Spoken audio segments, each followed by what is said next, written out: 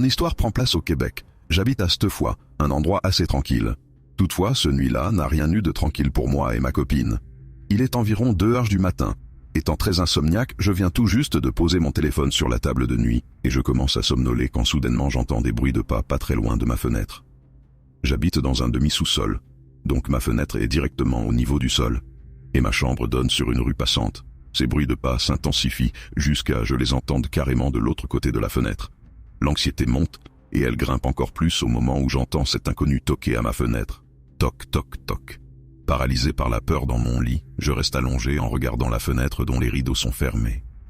Environ une trentaine de secondes plus tard, j'entends l'individu toquer une deuxième fois dans ma fenêtre. Toc, toc, toc. Je réveille ma copine qui dort comme un bûcheron pour lui expliquer la situation. Je me lève pour aller voir par la fenêtre si je peux apercevoir quelqu'un dehors. Lorsque j'ouvre les rideaux, je ne vois personne.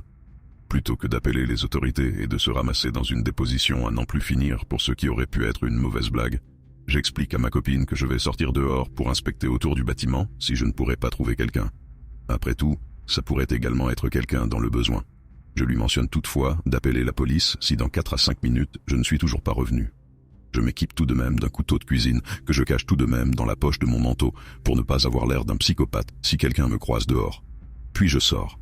Je fais le tour du bâtiment et je regarde comme il faut un peu partout, dans les coins, etc. Mais il n'y a rien.